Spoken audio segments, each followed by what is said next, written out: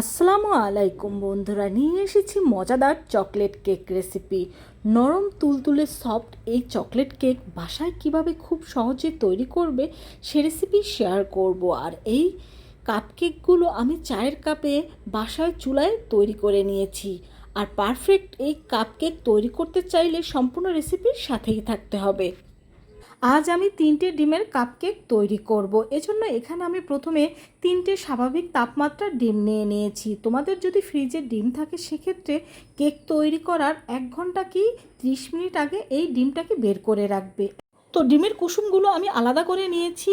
এখন এই সাদা অংশটাকে আমি 1 মিনিটের মতো বিট করে নেব। 1 মিনিট বিট করার পরে এখন এর মধ্যে আমি চিনি দিয়ে দেব। এই চিনিটা দিয়েও এটাকে আমি ভালোভাবে বিট করে নেব। আর এটা এমনভাবে বিট করতে হবে যেন চিনিগুলো ভালোভাবে গলে যায়। আর এখানে 3টে ডিমের জন্য আমি 6 টেবিল চামচ পরিমাণ চিনি নিয়ে নিয়েছি। আমি এখানে 3টে ডিম দিয়ে কেকটা তৈরি করে নেব। আপনারা চাইলে এখানে কম বেশি করে এই ডিমটা নিতে পারেন। তো বাকি যেইটুকু চিনি ছিল সেইটুকু দিয়ে আমি ভালোভাবে বিট করে নিচ্ছি। আর চিনিটা আপনারা 2 থেকে 3 বার দিয়ে ভালোভাবে বিট করে নেবেন, এতে চিনিটা ভালোভাবে বিট হবে। তো এখন এর মধ্যে আমি দিয়ে দিচ্ছি চকলেট ইমালশন। এই চকলেট ইমালশনটা অবশ্যই ব্যবহার করার চেষ্টা করবেন, কারণ চকলেট ইমালশন ব্যবহার না করলে পারফেক্ট দোকানের মতো চকলেট কেকের ফ্লেভার বা টেস্ট কখনোই পাবেন না। অনেকেই শুধু কোকো পাউডার দিয়ে চকলেট কেকটা তৈরি করে থাকে, এতে কিন্তু চকলেট কেকের পারফেক্ট টেস্ট বা পারফেক্ট কালার দুটোর একটাও পাওয়া যায় না। আর আপনি যদি পারফেক্ট কালার পেতে চান সেক্ষেত্রে যদি কোকো পাউডার বেশি ব্যবহার করেন তাতে কিন্তু কেকটা একেবারে তেতো হয়ে যাওয়ার সম্ভাবনা রয়েছে।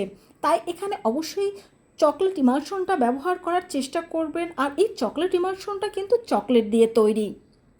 তো এখন এর মধ্যে যে আমরা ডিমের কুসুমটা তুলে রেখেছিলাম সেটা দিয়ে দিয়েছি। সেটা দিয়ে দেওয়ার পর মাত্র 1 মিনিট আমি বিট করে নেব। তো এটাকে মাত্র 1 মিনিট বিট করে নেওয়ার পরে এখন এখানে আমি দিয়ে দেব 3 টেবিল চামচ বা 1/4 কাপ তেল। এই তেলটা দিয়ে দেওয়ার পর এখন আমি মাত্র 30 সেকেন্ড বিট করব। আর তেলটা দিয়ে দেওয়ার পর কিন্তু বেশি বিট করা যায় না, 30 সেকেন্ডের বেশি কখনোই বিট করবেন না, এতে কেকটা কিন্তু বেশি স্পঞ্জি হবে না। তো আমাদের সম্পূর্ণ ব্যাটারটা তৈরি। এখন এখানে আমি নিয়ে নিয়েছি 3টে ডিমের জন্য 6 টেবিল চামচ পরিমাণ ময়দা আর 1 চা চামচ পরিমাণ বেকিং পাউডার। আর এখানে দিয়ে দেব আমি 2 টেবিল চামচ পরিমাণ কোকো পাউডার। এখন একটা চালনির সাহায্যে এটাকে আমরা এভাবে করে চেলে চেলে অল্প অল্প দেব। আর হালকা হাতে যে ব্যাটারটা আমরা তৈরি করেছি সেই ব্যাটারের সাথে মিশিয়ে নেব। আর এটা কিন্তু অবশ্যই হালকা হাতে মিশিয়ে নিতে হবে। আর এটা আমি কিভাবে হালকা হাতে মিশিয়ে নিচ্ছি তোমাদের দেখিয়ে দিচ্ছি। বন্ধুরা, যেসব দোকান থেকে তোমরা কেক তৈরির জিনিসপত্র কিনে থাকো সেসব দোকানেই কিন্তু তোমরা এই চকলেট ইমালশনটা পেয়ে যাবে।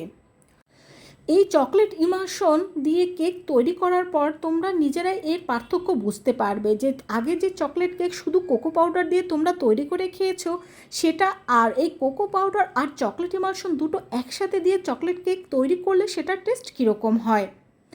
তো এর মধ্যে সম্পূর্ণ এখানে আমি কোকো পাউডার, ময়দা আর বেকিং পাউডারটা মিশিয়ে নিয়েছি। আমাদের ব্যাটারটা এখন পারফেক্টভাবে তৈরি। এখন এখানে আমি কিছু চায়ের কাপ নিয়ে নিয়েছি। এখন এই চায়ের কাপের মধ্যে আমি সামান্য তেল ব্রাশ করে নেব। আর তেল ব্রাশ করে নেওয়ার পরে এর মধ্যে একটা চামচের সাহায্যে আমরা সেই কেকের ব্যাটারটা দিয়ে দেব। আর এখানে কিন্তু অবশ্যই আপনারা সম্পূর্ণ কাপটা ভরে দেবেন না, অর্ধেক কাপ ভরে এই কেকের ব্যাটারটা দিয়ে দিতে হবে। এই অর্ধেকটা ব্যাটার দিয়ে দেওয়ার পরে কিন্তু এই কেকটা ফুলে একেবারে কাপটা ভরে যাবে। আর সম্পূর্ণ কাপ ভরে দিলে তখন কেকটা পড়ে যাবে।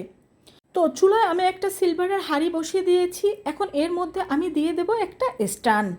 আর এই স্ট্যান্ডের উপর কাপগুলো বসানোর জন্য আমি দিয়ে দেব একটা স্টিলের প্লেট। এখন এই প্লেটের উপর আমি একে একে সবগুলো কাপ বসিয়ে দেব। তো 3টে ডিম দিয়ে এখানে আমাদের কিন্তু মোট 6টা কাপ কেক হবে। তো এখন কাপগুলো আমি বসিয়ে দেওয়ার পর একটা ঢাকনা দিয়ে এটাকে ঢেকে দেব। আর ঢাকনা দিয়ে ঢেকে দেওয়ার পরে এটার উপর আমরা একটা ভারী কোনো জিনিস দিয়ে দেব যাতে এর ভিতরের তাপ বাইরে বের হতে না পারে। আর প্রথম 2 থেকে 3 মিনিট এই চুলার হিট হাই করে দিয়ে তারপরে আমরা একেবারে চুলার হিট লো করে দেব। আর এই কেকটা বেক হতে আমার 30 মিনিটের মতো সময় লেগেছিল।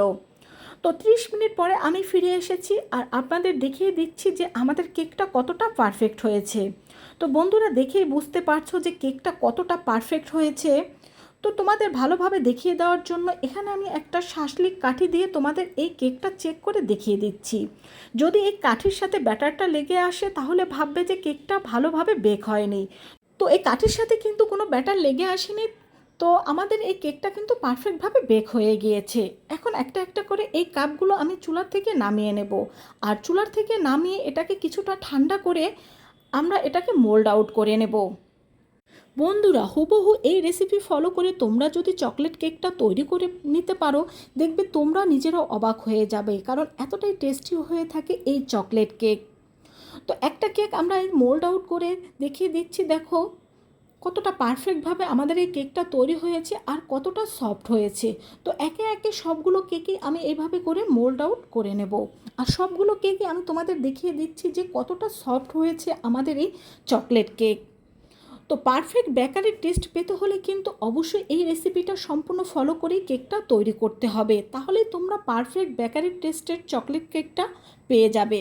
তো বন্ধুরা, ভালো লাগলে অবশ্যই আমাকে কমেন্ট করে জানাবে, আর বাসায় একবার হলে রেসিপি ফলো করে ট্রাই করে দেখবে, দেখবে এই চকলেট কেকের প্রেমে পড়ে যাবে। এতটাই টেস্টি হয়ে থাকে এই চকলেট কেক। তো দেখেই বুঝতে পারছো যে আমার এই কেকটা কতটা পারফেক্ট হয়েছে। তো সবাই ভালো থেকো। আল্লাহ হাফেজ।